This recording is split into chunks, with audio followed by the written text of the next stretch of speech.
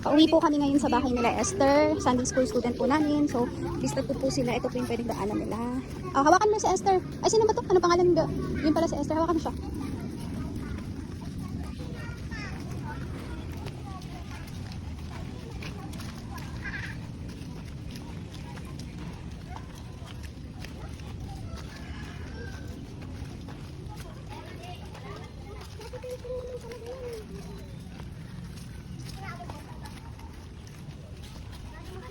Malayo pa.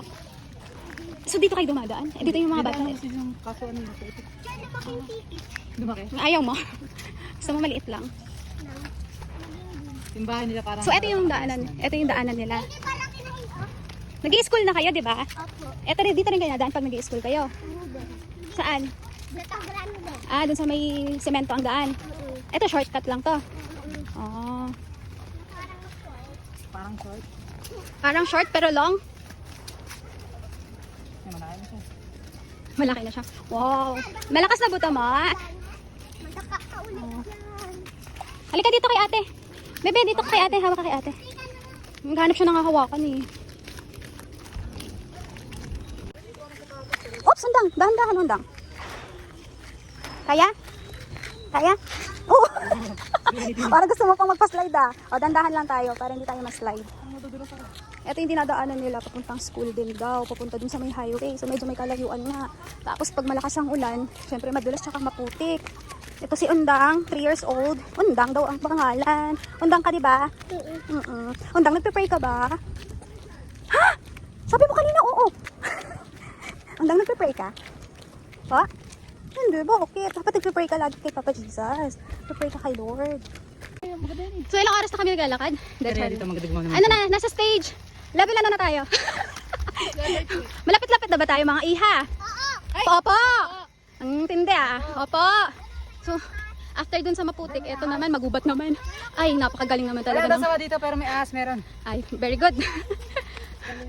So, medyo masukal nga yung daan dito. Hala, paano kayo dumadaan dito pag gabi? Teka lang. Be, eto ba yung daan niyo talaga papuntang school galing sa bahay? Wala nang ibang way? Medyo ang lapit Medyo mamalayo-layo yung nilalakbay ng mga bata. Ano? Undang? Okay pa? Kaya? Grabe, ang galing ni Undang. 3 years old na yun, pero ang layo ng nilakad niya. Grabe, strong. No? Strong yan? Ay, strong yan si Undang. Ayun. Medyo malapit na ata kami. Dito na kami sa kanil. Nandun pa yung bahay nila. Ito yung daan. Dandahan, Undang. Hawak kay ate. Kaso baka maslide si ate, madamay ka pa. Saglit, dandahan lang. Tunaman, nagmamadali. Sandali, Undang. Undang, wait lang.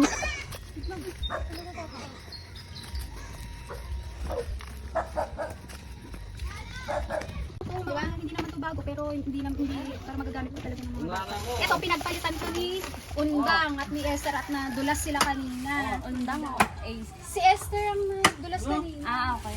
Ayan, pinagpalitan siya. Andang. Mga bag ko. Na may bag ka dang? Ano sabihin mo? Ano sabihin mo muna? Hindi ka naman nag-i-school Ano sabihin mo muna? Mag-pray ka na. Sabi na kasi kanina. Sabi na mag-pray ka ba? Sabi ko mag-pray ka na. Ito sa mga bata. Tsaka yung backpack. Parang hindi ka na pumili. Masira yung bag nila. May ano ka, may gagawin din sila. Teka lang, ano to huwag kayo mag-aaway, mag-share kayo kasi medyo konti lang to. Ang dami niyo pala dito. Ito, pencil case. Mga ano. Ay, tapos ang importante sa lahat, AC. Tumigil mo na, kailagay mo muna ang dyan. important, ay ano to? Dinala ko na dito, pero hindi ano to, hindi nabigay sa school. Para ready to cook ng mga pero bumila ko. Hindi sila kumakain. Ito sa'yo. Kailangan mo siyang nalons. Ano to? Sabon. Na pang baby. Nakalahati na to. Tapos, pero ano to? I-apply mo to sa ulo nila. Kasi, Di ba may sugat sila sa ulo? At, pagka sinampuhan mo kasi yan, mai-irritate lalo kasi matapang yung shampoo. Ito pang baby ko talaga siya. Pwede siya sa body, pwede siya sa ulo. Mild lang siya, kaya hindi rin masakit sa mata. Kaya hindi mai-irritate yung ulo nila, lalo na pag may sugat. Tapos may vitamins ba sila? Hindi yung sila hihingian sa minsan kasi hindi rin magkulagan sa Wala. Sa Madre marami kasi hindi kami nakapili sa Madre. Eto, yung sa Ay, sa Liza. Opo, binilhan na lang namin yung Bumili mga na ako ng ganyan kasi hindi naman effective. Malaki yung binili ko.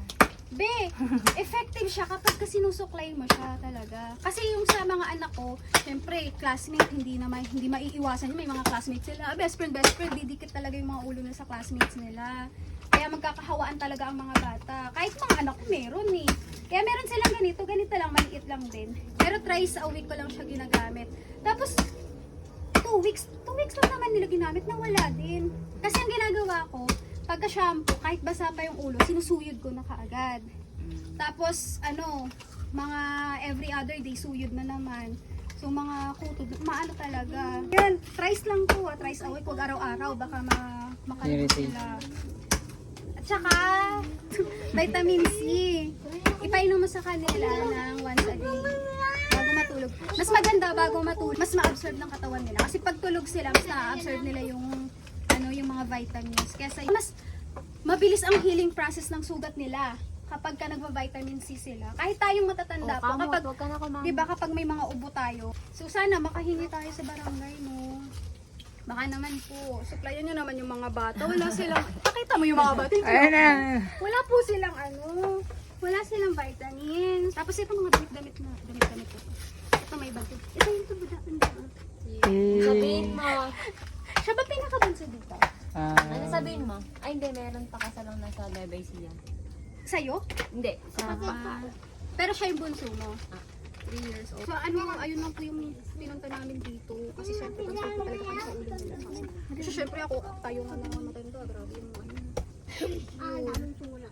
ayaw po tuloy naman nila. ayaw niya nga. Sabi ko, ayaw niya nga. Ayaw na tayo. Sabi ko, gupitan. Ayaw niya. Hindi ko rin alam sa kanya. Umiiyak kasi siya eh. Gusto mo haircut? Andam, haircut. Gupitan daw, Bok. Lagyan ka tabang. Nagbawa. Magiging ka? Sino ba yung Dora the Explorer. Gusto mo? Si Sophia the Princess Sophia, meron din bangs. Oh, may bangs din siya, oh. Ayaw mo. Gusto niya long hair. Hindi kasi gusto niya ikitan minsan siya ng gano'n nung wala sa sugat. Galing na yung ulo. Huwag kakamuti ng ulo para makapag 2 years na. Ha? Nag-ano naman na naglalangid naman na kasi napupusan ko ito pag bago. Gusto tayo kayo na tayo. Wala nag-iigib lang. Asa si Papa nila? Kailangan mo na siya. Oo, nasa sila. Sa Quezon City, sa Luzon. Araw-araw siyang magbibiyahe pa kayo. Hindi, stay. So si Lola ang kasama niya dito lagi. Sa sabag niya. School ka na ba? School na siya. Thank you po. Yay! Ano sabi mo ulit? You're welcome. Thank you po. Sabi mo thank you po, teacher. Dali na ulit, thank you po, teacher. Be, pwede ipag-pray na lang namin guys. Baka tayo umalis.